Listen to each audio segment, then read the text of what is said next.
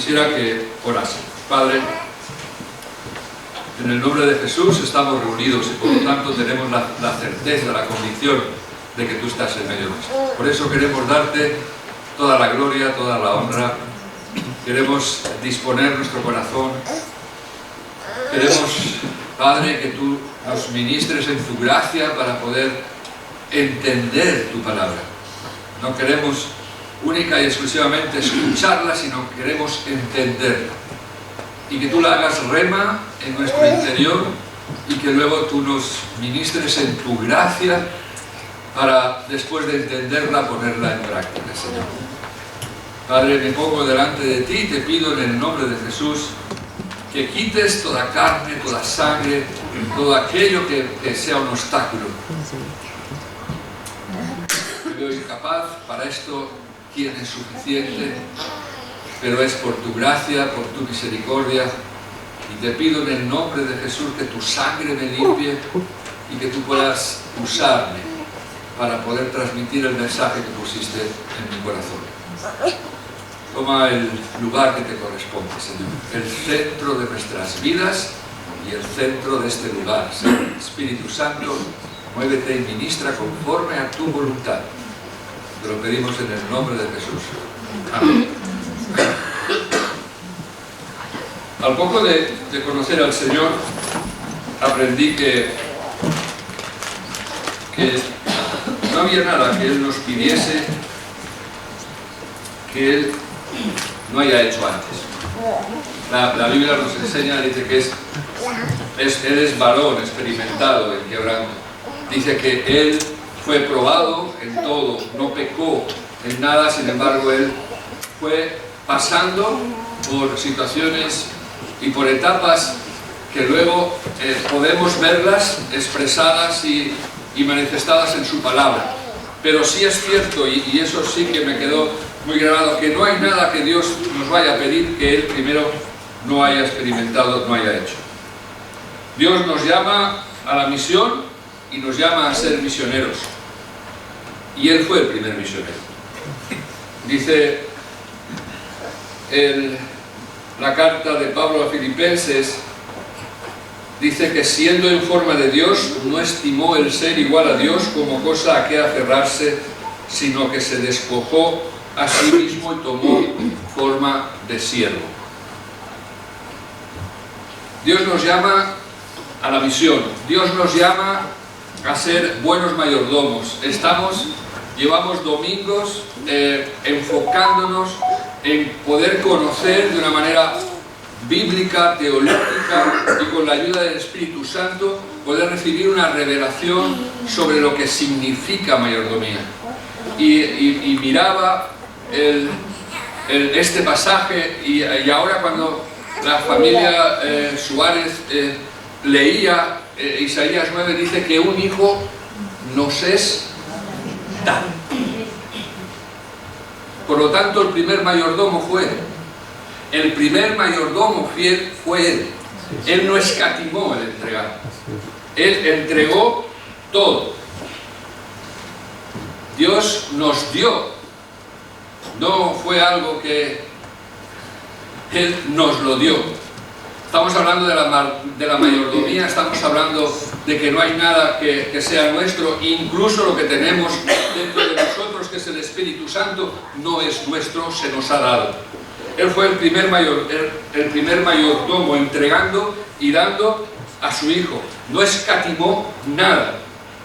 Él lo hizo por amor a nosotros y por amor a Dios, hasta tal punto que Jesús les dice en Juan 10:18, nadie me la quita, refiriéndose a tu vida, a su vida, sino que voluntariamente la doy. Y esta introducción yo quería utilizarla para que podamos entender que desde el corazón de Dios muestra un ejemplo. La carta de Pablo a los Filipenses dice, haya en vosotros el sentir que hubo en Cristo Jesús.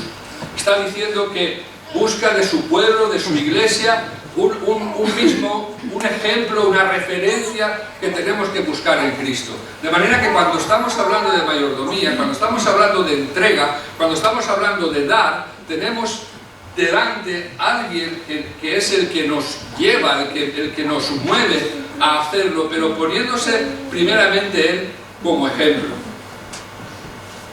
Él es el dador de la vida. El dador de la vida cuando estábamos muertos. El que nos ha dado aquellas cosas que luchamos por querer entender que no son nuestras. Nos ha dado una vida antes de conocer a Cristo hasta tal punto que dice la palabra de Dios que desde el vientre te conocí. O sea, vemos una esencia que luego se confirma en la palabra de Dios, que más bienaventurado es dar que recibir.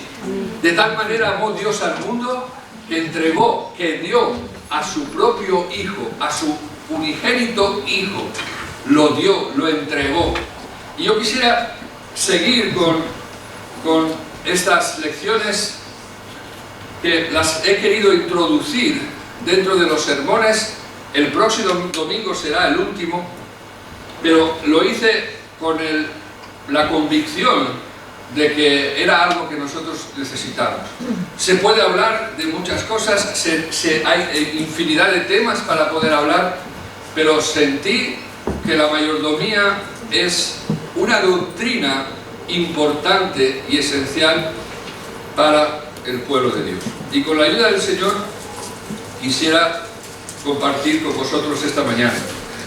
En el primer mensaje dijimos que era necesario volver a revisar la doctrina olvidada. Presentábamos la mayordomía como una doctrina olvidada. Hablamos de la salvación, podemos hablar del compañerismo, podemos hablar de la oración, hablamos de doctrinas importantes de los últimos tiempos, hablamos de muchas cosas, pero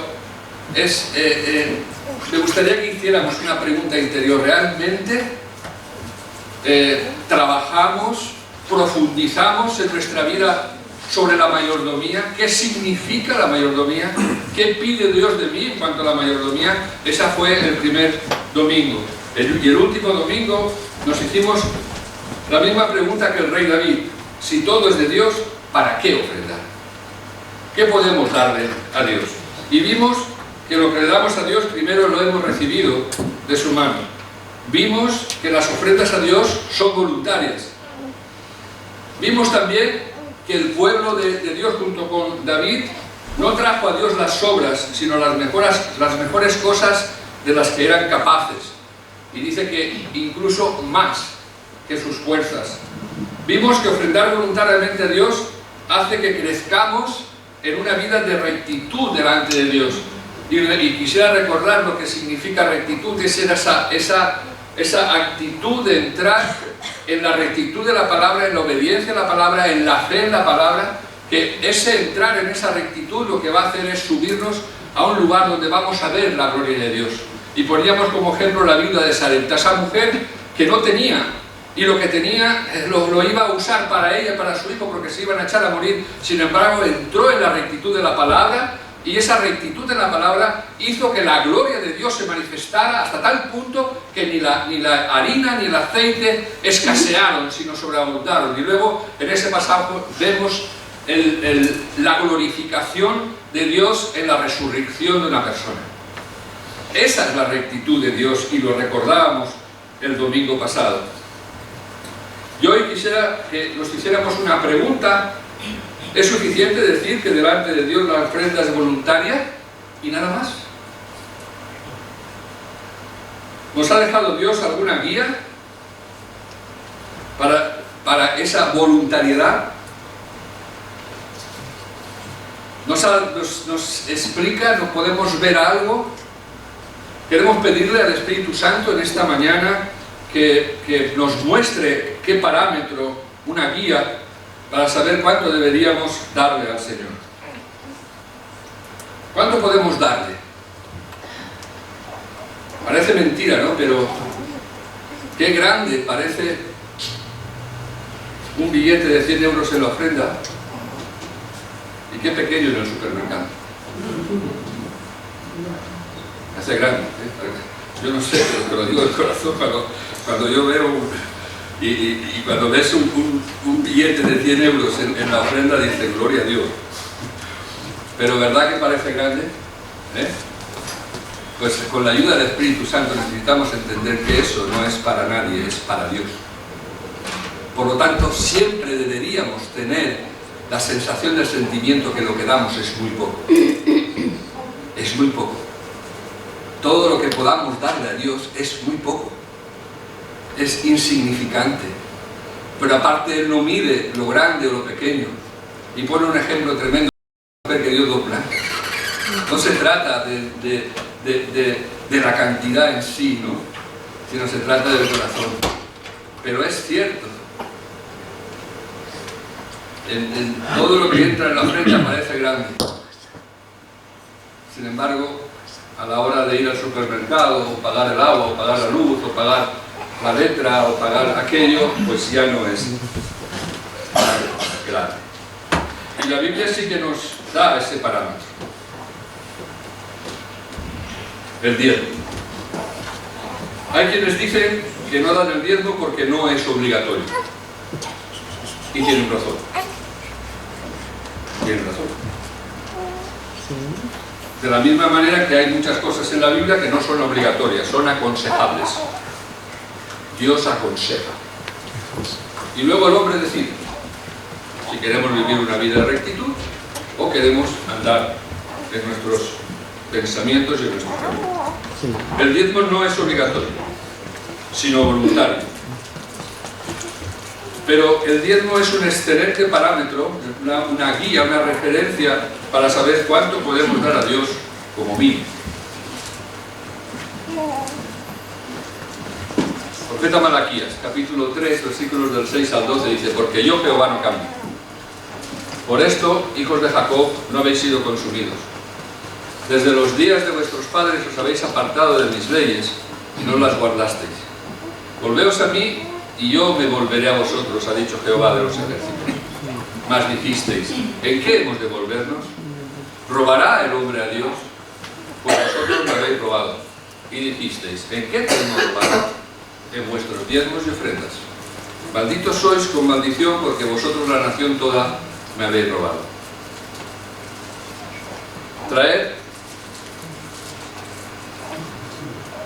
Traed todos los diezmos al alfolí y haya alimento en mi casa, y probadme ahora en esto, dice Jehová de los ejércitos, si no os abriré las ventanas de los cielos y derramaré sobre vosotros bendición hasta que sobreabunde. Reprenderé también por vosotros al devorador, y no os destruirá el fruto de la tierra, ni vuestra vid en el campo será estéril, dice Jehová de los ejércitos. Y todas las naciones os dirán: bienaventurados, porque seréis tierra deseable, dice Jehová de los ejércitos. Señor, bendiga su palabra.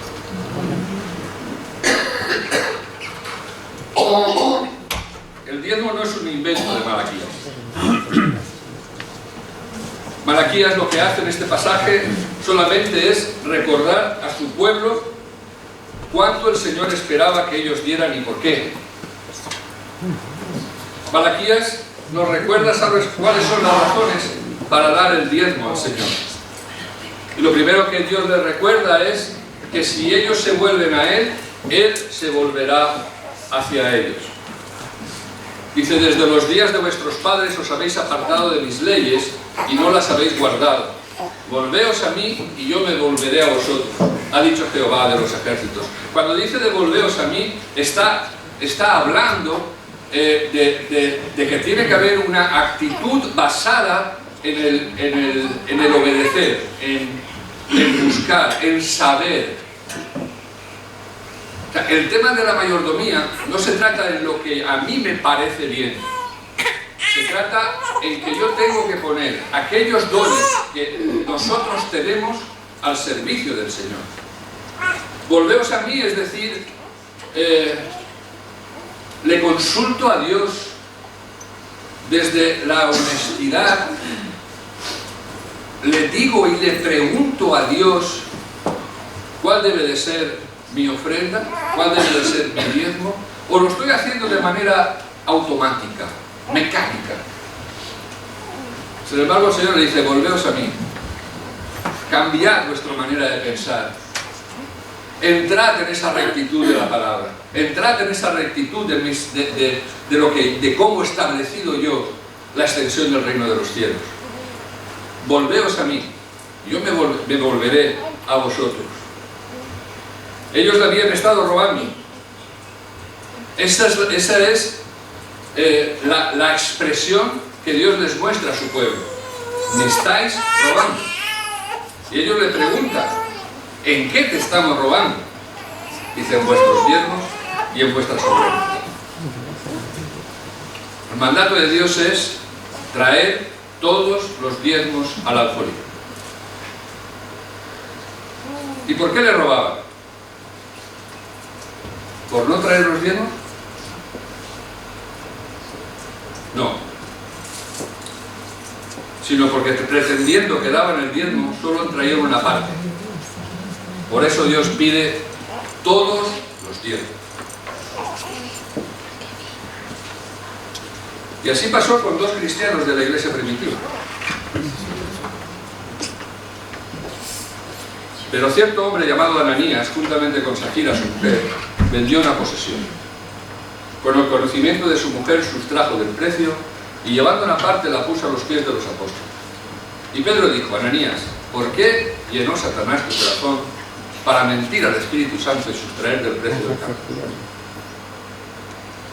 Reteniéndolo, ¿acaso no seguía siendo tuyo? Y una vez vendido, ¿no estaba bajo tu autoridad? ¿Por qué propusiste en tu corazón hacer esto? No has mentido a los hombres, sino a Dios. Entonces Ananías, oyendo estas palabras, cayó y expiró, y gran temor sobrevino a todos los que lo oían. Luego se levantaron los jóvenes y le envolvieron y sacándole afuera le sepultaron. Después de un intervalo de unas 3 horas, sucedió que entró su mujer sin saber lo que había acontecido. Entonces Pedro le preguntó, dime, ¿vendisteis en tanto el campo? Ella dijo, sí, en tanto. Y Pedro le dijo, ¿por qué os pusisteis de acuerdo para tentar al Espíritu del Señor? He aquí los pies de los que han sepultado a tu marido están a la puerta y te sacarán a ti. De inmediato ella cayó a los pies de él y expiró. Cuando los jóvenes entraron, la hallaron muerta, la sacaron y la sepultaron junto a su marido. Y gran temor sobrevino a la iglesia entera y a todos los que oían estas cosas. Si decimos que damos el diezmo, debemos darlo completo. Porque si no, mentimos. Y a Dios no le gusta. No se trata de dar lo que a mí me parece. Y si no damos el diezmo, digamos, no doy el diezmo. Porque es voluntario. Pero no mintamos. Porque el Señor dice, volveos a mí, yo me volveré a vosotros. Y no olvidemos el primer mensaje. Cuando Dios nos recuerda que lo que tenemos sigue siendo de Él. Y seguimos siendo siervos y no señores. La parábola muestra claramente que el amo, el dueño, dio sus dones a sus siervos y seguimos siendo siervos. Dios pide a su pueblo que lo prueben en esto. Trae todos los diezmos al alfolí y hay alimento en mi casa y probadme ahora en esto, dice Jehová de los ejércitos. No recuerdo en otro pasaje de la Biblia que Dios pida ser probado. De hecho, probar a Dios puede ser interpretado como una falta de respeto hacia Él. Pero está escrito. Probadme ahora en esto. ¿Y quiénes somos nosotros para probar a Dios? Sin embargo, Dios nos pide que le probemos. ¿Por qué? ¿Por qué está escrito esto? ¿Cuál es el propósito? ¿Cuál es la motivación del corazón? ¿Por qué Dios pone esto? Este reto al pueblo de Dios. ¿Por qué pensáis que Dios le está diciendo, probadme ahora en esto? No será porque está viendo en el corazón del ser humano que somos reacios a poder entrar en esa rectitud y nos justificamos en la ley, en la gracia, y por eso llega el Señor y dice: probadme ahora en esto. Puedo llegar a entenderos, puedo llegar a entender que tenéis pensamientos que no están de acuerdo a mis planes, a mis propósitos, pero probadme. No veo en otro lugar que Dios diga a su pueblo: probadme. ¿Pero por qué nos dice probadme? Porque nos cuesta mucho dar. Porque establecemos una manera de vida en que en nuestro presupuesto primero están nuestras cosas y lo último es para el Señor. Cuando el domingo pasado hablaba sobre la importancia de crear un presupuesto en que las primeras partidas, la primera partida tiene que ser para Él. Porque amarás a Dios sobre todas las cosas. Y la primera partida dentro del presupuesto, la primera partida debe de ser para Dios. Hay una fórmula dentro de un programa realmente bueno que se llama Contar con Dios, que es la fórmula de la economía del reino de los cielos. 10, 10, 80. El 10% para Dios, el 10% para ahorro y el 80% para lo que tus gastos. Por lo tanto, el presupuesto queda sujeto al 80%. El 10% es para Dios y el 10% es para ahorrar. El segundo es un consejo.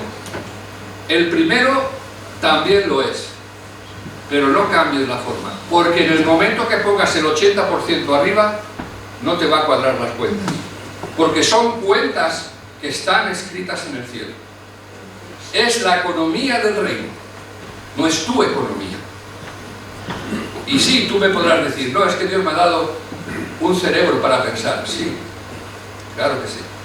Pero ese pensamiento tiene que estar sujeto a la voluntad de Dios y a las dinámicas de Dios.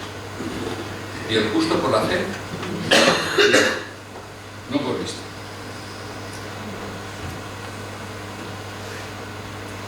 Tenemos tanto miedo que nos falte la comida, que no nos alcance el dinero, que no podamos pagar las facturas, que al final nos olvidamos del cuidado y de la provisión de Dios.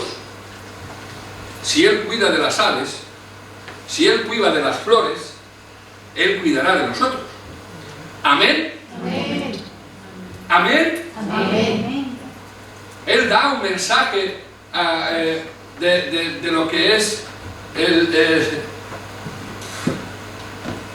se podría cerrar la Biblia después de los capítulos 5, 6 y 7 de Mateo. ¿Por qué os preocupáis? ¿Por qué os preocupáis por la ropa? ¿Por qué os preocupáis por la comida? ¿Acaso habéis visto algún pájaro en la cola del hambre? ¿Habéis visto algún lirio ahora en el Black Friday, en la cola para entrar a comprar lo más barato? Y luego Él los compara con ellos y diciendo: y si Dios no dice si el padre de las plantas o el padre de los lirios, si Dios cuida de ellos, ¿cuánto más a vosotros, hijos? ¿Cuánto más a vosotros? Y le dice: más buscad primeramente es la primicia, es lo primero, y todo lo demás será añadido. Pero ese todo demás será añadido es un tiempo de fe. Es ese tiempo de espera que no esperas, porque tu mente piensa que si le doy a Dios lo que es de Dios, no llegaré a pagar las facturas.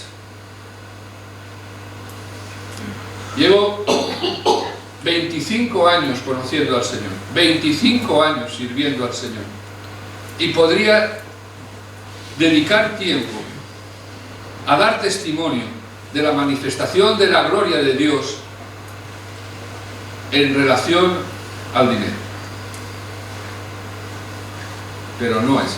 Pero estoy seguro que tú también los tendrás.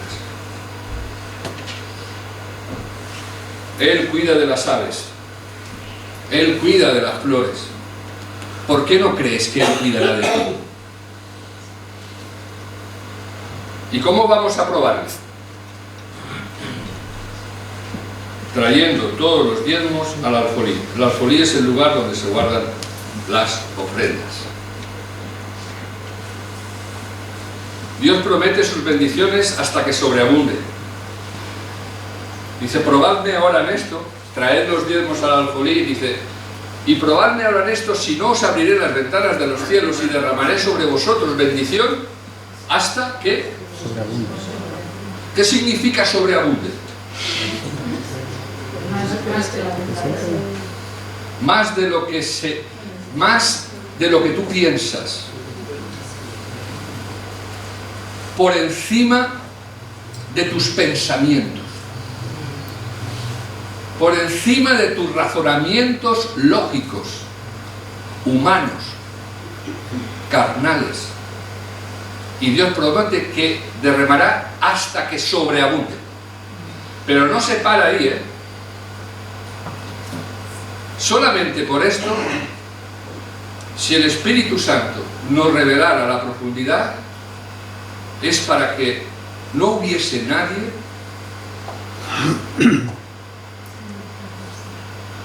que no diese los diezmos al Señor. Reprenderé también por vosotros al devorador. Está diciendo, ya no vais a luchar vosotros. Tenéis un enemigo que quiere devoraros. Hay un enemigo que quiere devorar tu vida, que quiere devorar la vida de tus hijos. Hay un devorador que quiere romper la iglesia. Hay un devorador que quiere frenar, parar la obra de Dios. Hay un devorador que quiere obstaculizar que en mi casa haya comida, que en mi casa haya recursos. Reprenderé también por vosotros al devorador, y no os destruirá el fruto de la tierra, ni vuestra vid en el campo será estéril, dice Jehová de los ejércitos. Y todas las naciones os dirán, bienaventurados, porque seréis tierra deseable, dice el Señor de los ejércitos. La tierra deseable sabrá que nos querrán porque tenemos que poner un letrero aquí que ponga Dios que doy los diezmos.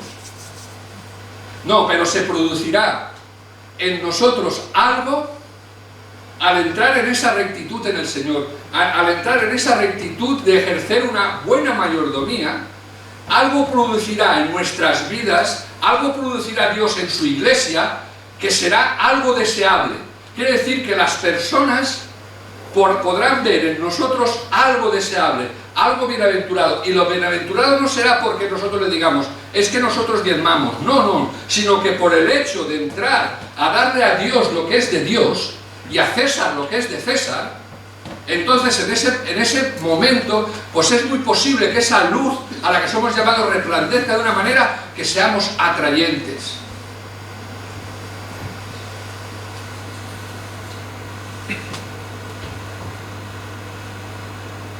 Dios habló al pueblo por medio del profeta Ageo, diciéndoles que meditaran.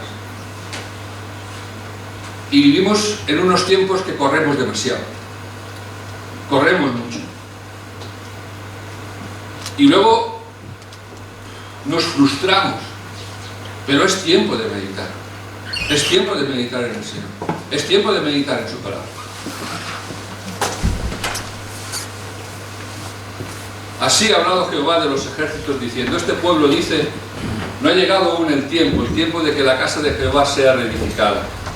Entonces vino palabra de Jehová por medio del profeta Ageo diciendo, ¿es para vosotros tiempo, para vosotros de habitar en vuestras casas artesonadas y esta casa está desierta? Pues así ha dicho Jehová de los ejércitos. Meditad bien sobre vuestros caminos. Sembráis mucho y recogéis poco. Coméis y no os saciáis. Bebéis y no quedáis satisfechos. os vestís y no os calentáis. Y el que trabaja jornal, recibe su jornal en saco roto.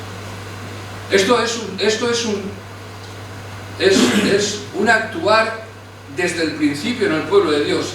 Dios está constantemente corrigiendo al pueblo en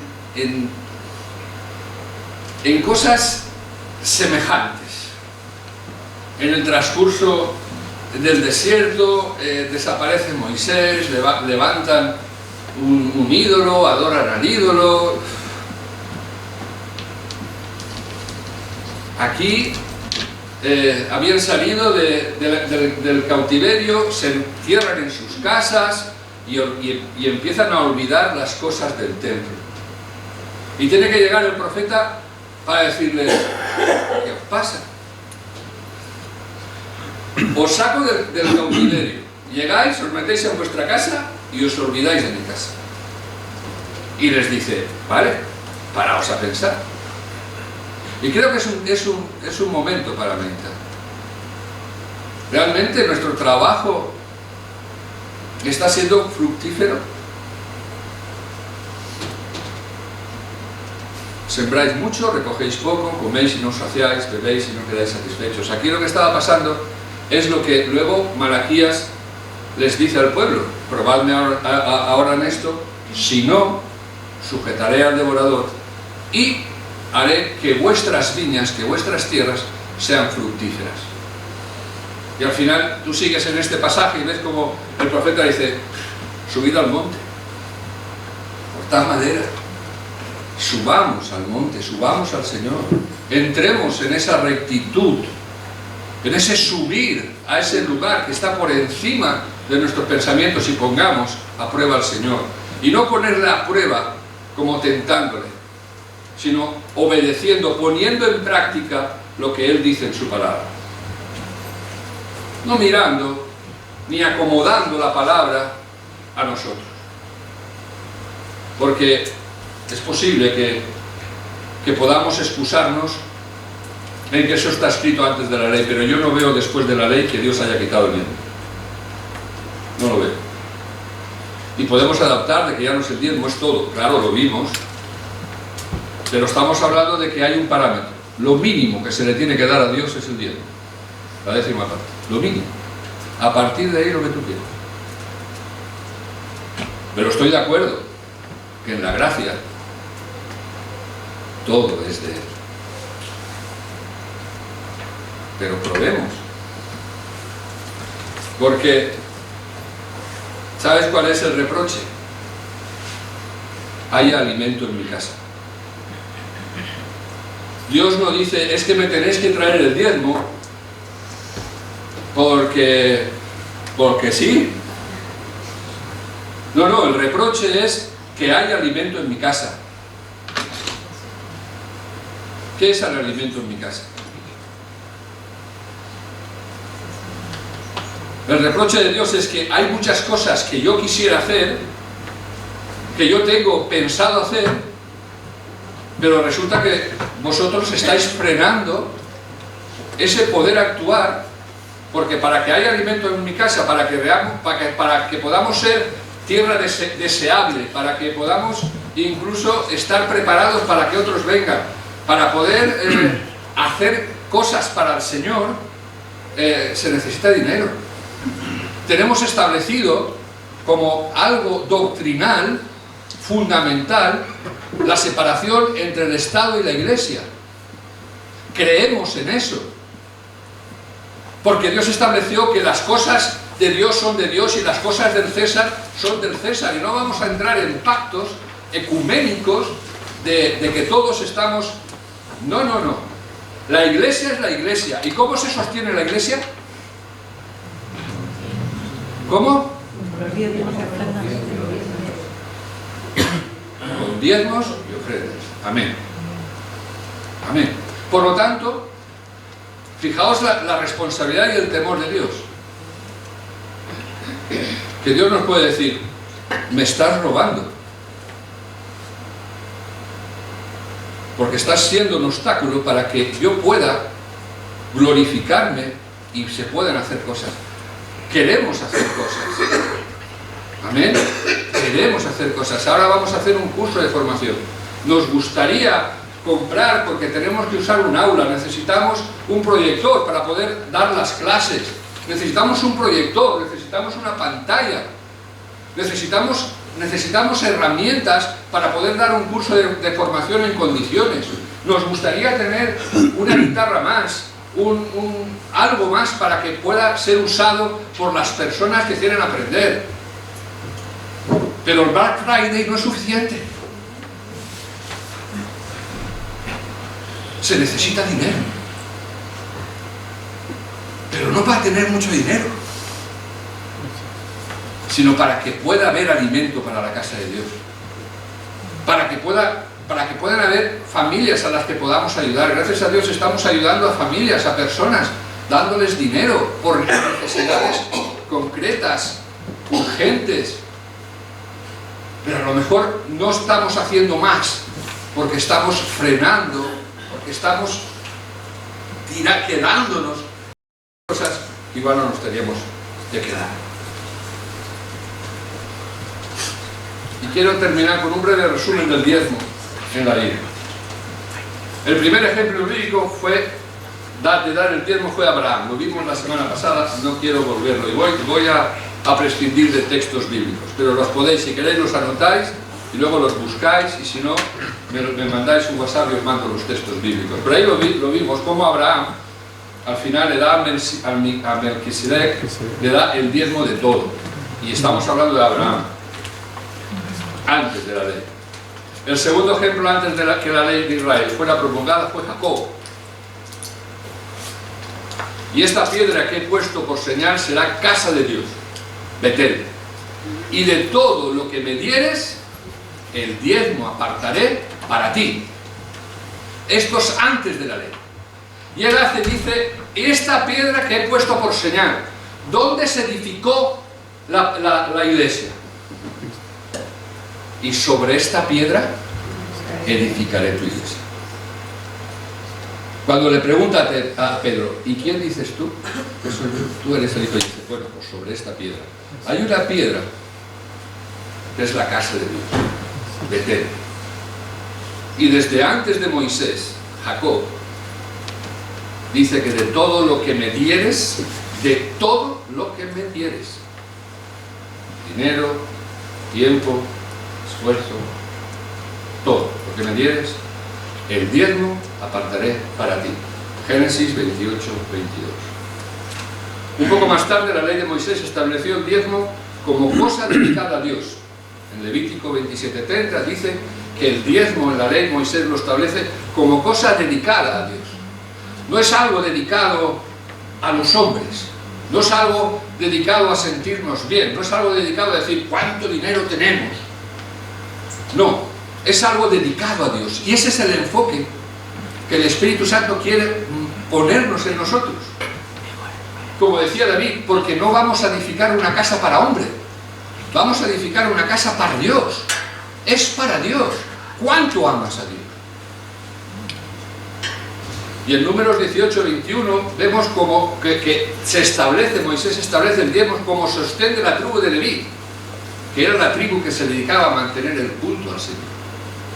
¿Qué culto le queremos dar a Dios? ¿El escaso? ¿El normalito? ¿O buscamos darle un culto a Dios que realmente puedan ver en nosotros una tierra bienaventurada, una tierra deseable? ¿Qué culto le queremos dar a Dios?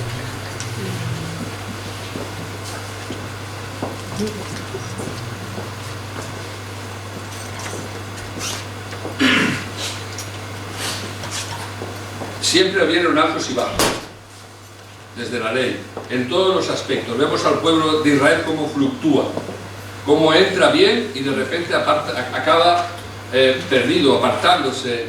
Siempre lo vemos. Y vemos esos altibajos en nuestras vidas, que están muy condicionadas a nuestro pensamiento. ¿Cómo podemos empezar a dar el diezmo, pero resulta que la economía viene mal y dejamos? Siempre... lo he hablado, los pastores siempre lo hablamos. Cuando alguien se enfada, lo primero que hacen es dejar de diezmar. como si el diezmo fuera para el pastor. No lo entiendo. No, es que no me gusta como...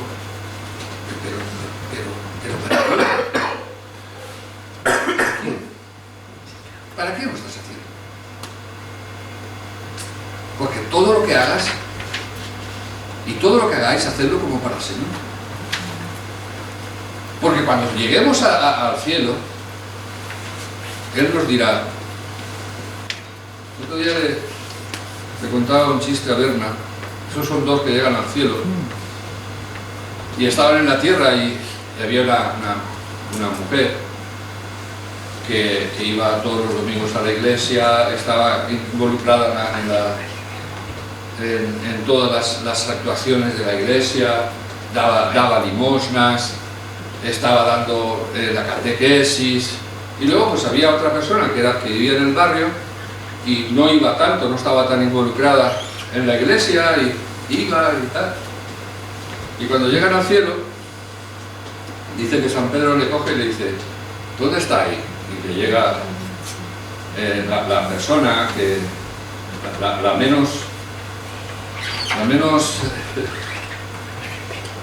la más humilde, esa persona que no figuraba tanto, dice que le llevó y le cogió y le llevó a un sitio. Acordaos que la Biblia dice: en mi casa de mi padre muchas moradas hay, yo voy y preparo un lugar para vosotros. Y dice que cuando llega allí, dice que tenía una casa impresionante, había preparado una morada preciosa, hermosa, con todo lo necesario. Y ella entra y dice: gracias.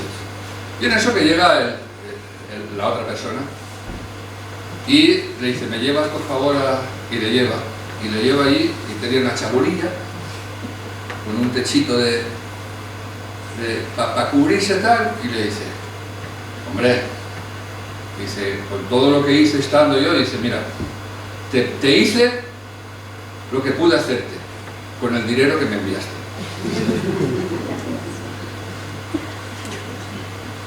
Haceros tesoros en el cielo.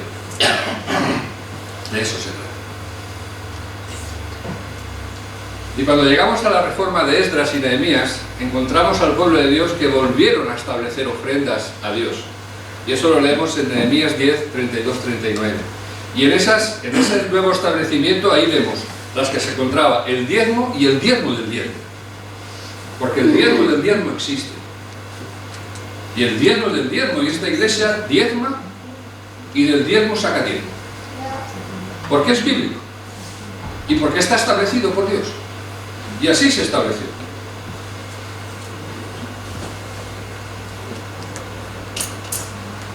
¿Y sabes ahí en ese pasaje?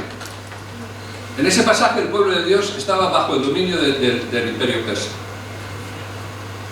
Y el pueblo estaba pagando grandes tasas que pagaban al rey de Persia.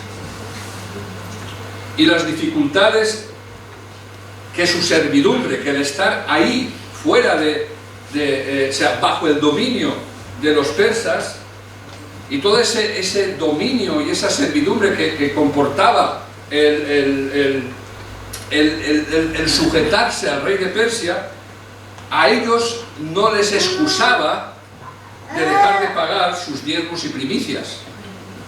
En lo complicado, en lo difícil, llega un momento que el pueblo de Dios, aun por la presión que tenían, ellos no dejaron de dar los diezmos y las primicias, porque estaban dedicadas a Dios. Y lo podéis leer en este pasaje, porque ellos al final entendían que tenían que dar a César, que tenían que darle al rey de Persia lo que les debía de dar. Ellos tenían que cumplir con lo que el imperio persa había establecido, pero ellos sabían que tenían que darle a Dios lo que era de Dios. Ellos aprendieron eso y le dieron a César lo que era de César y a Dios lo que era de Dios. Y en estos 7 versículos, hay 7 versículos ahí que cuando tú los lees, yo me lo apunté, y dice 2 veces: nos impusimos la obligación. Ellos se impusieron de manera voluntaria la obligación. Lo dice 2 veces. Y 2 veces nos comprometimos. Se impusieron una obligación y se comprometieron. Yo quisiera pedirle al Señor que el Espíritu Santo nos llevara esta mañana a imponernos algo que agrade a Dios y a comprometernos a ponerlo en práctica. Y termina este pasaje de Nehemías diciendo: nos comprometimos a no abandonar la casa de nuestro Dios. Decidimos, como decidió el pueblo de Israel en Ageo, salir de sus casas artesonadas y ocuparse de la casa de Dios, de la obra de Dios, del actuar de Dios. Y en esta mañana eso depende de nosotros. Pero con el tiempo, porque no en vano Pablo dice: algunos se desvían y somos ovejas, pero sale la cabra y la cabra tira al monte. Y no hablo de ti, hablo de mí. Porque ¿cuál es nuestra tendencia? Nuestra tendencia es olvidarnos de Dios. Y no de olvidarnos de Dios como que vamos a llegar a creer que Dios no existe. Pero nuestra tendencia es olvidarnos aquellas cosas importantes, relevantes de Dios. Nuestra carne es esa. Y al pueblo le pasó lo mismo.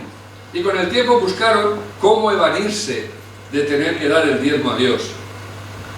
Porque al fin y al cabo, ¿a quién le gusta dar el diezmo? ¿A quién le gusta pagar un impuesto? No nos gusta. No nos gusta. Y al pueblo de Dios no le gustaba. Se evadían. Pero ¿cuántas veces te has evadido de dar el diezmo? Todo el diezmo. Todo el diezmo. Yo, en alguna ocasión. Yo.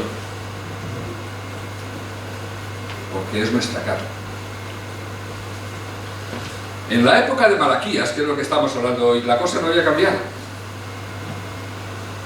Al contrario. O sea, había empeorado, no solo con el diezmo, sino también con todas las ofrendas a Dios. O sea, comenzando con la ofrenda por el pecado, los sacerdotes comenzaron a admitir que el pueblo trajera animales defectuosos. O sea, los mismos sacerdotes empezaron a aceptar del pueblo animales defectuosos para limpiar su pecado. Las quejas del pueblo de Dios delante de Dios eran más fuertes que lo que debían de darle a Dios, que eran las alabanzas por todo lo que tenían. Y sin embargo el pueblo entró a quejarse más del diezmo que tenían que dar, en lugar de alabar, de dar gracias por lo que tenían. El diezmo no fue el invento de Malaquías. Malaquías lo que hace es que solamente le recuerda al pueblo de Dios lo que esperaba Dios que diera a su pueblo y el por qué. Y Malaquías nos recuerda cuáles son las razones para dar el diezmo al Señor. La razón principal para dar el diezmo al Señor es para demostrarle nuestro amor por Él. Porque cuando antes de empezar a alabar al Señor hemos leído algo y dice: un niño se nos es dado. Y ni tú ni yo hicimos nada por eso. Nos lo dio por pura gracia. No escatimó. Nos entregó a su Hijo y con Él todas las cosas. Pero tendemos a guardarnos todas las cosas. Nuestro amor a Dios se demuestra con nuestra dedicación y nuestra entrega. Dedicación y entrega. No solamente dinero, dedicación, tiempo. Tiempo para Dios. Que no tenemos tiempo. Dinero menos. Pero yo pensaba, digo, si aquellos israelitas que no conocieron la salvación de Jesús supieron dar el diezmo de lo que recibieran, ¿cuánto más nosotros que hemos conocido todo lo que Jesús hizo?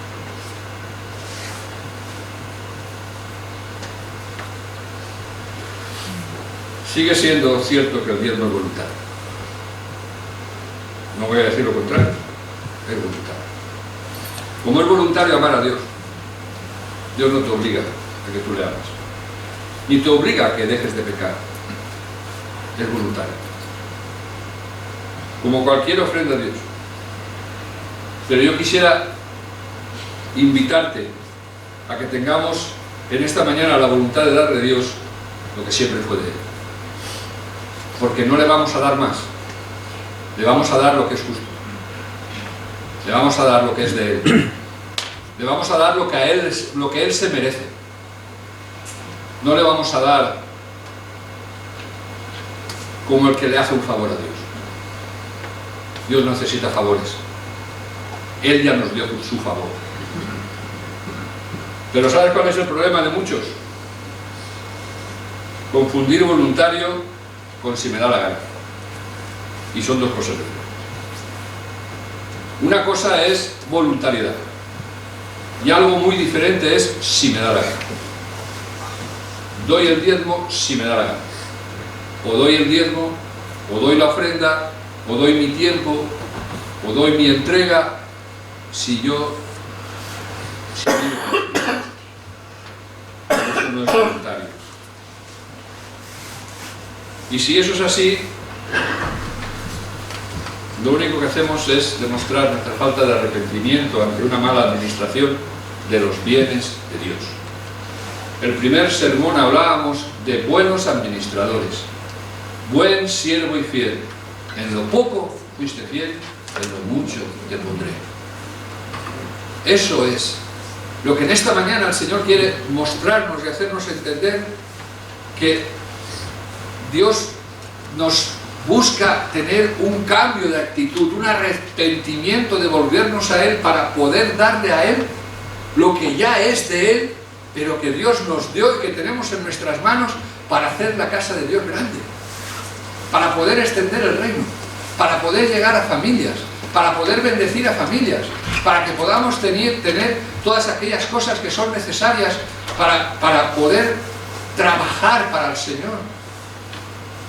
Pero quizás esperamos que Dios abra los cielos y que caiga. No, dice, no, probadme ahora en esto y veréis si no abriré yo la puerta de los cielos y derramaré bendición hasta que sobreabunde. Pero si me traéis los diezmos y las ofrendas.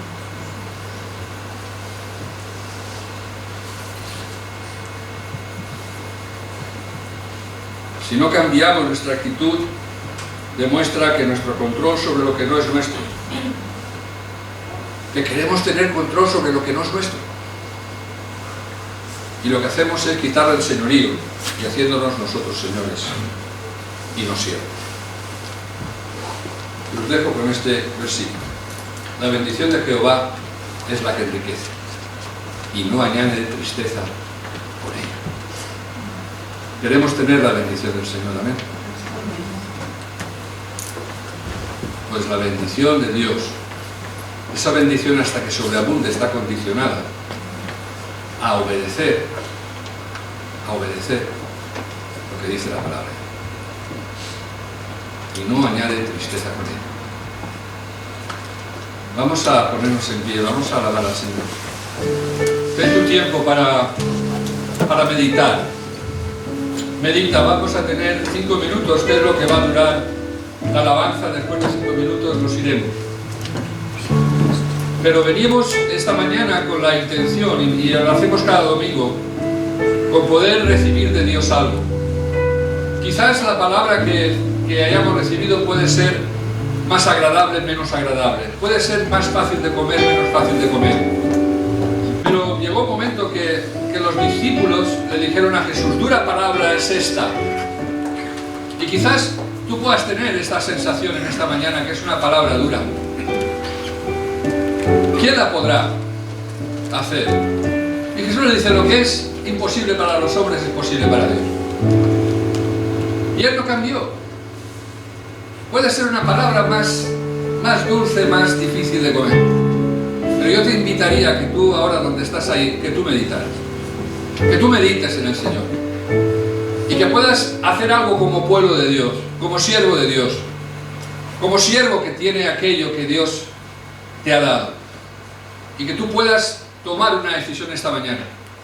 Si hacemos como ese pueblo que en el reinado de Nehemías dijo, me comprometo, Señor, me comprometo a cuidar tu casa y quiero imponerme una obligación, pero que sea una obligación voluntaria, porque te amo, Señor. Es poco, darte el diezmo es lo mínimo, ¿cuánto más? Y que en esta mañana tú le puedas decirle al Señor, Señor, heme aquí, estoy aquí, quiero volverme a ti, y que tú me ministres en aquellas cosas que yo tengo que cambiar, porque mi anhelo y mi deseo es amarte, obedecerte, servirte y rendir a tus pies todos los dones y talentos, todas las riquezas, todo lo que tengo, porque es tuyo.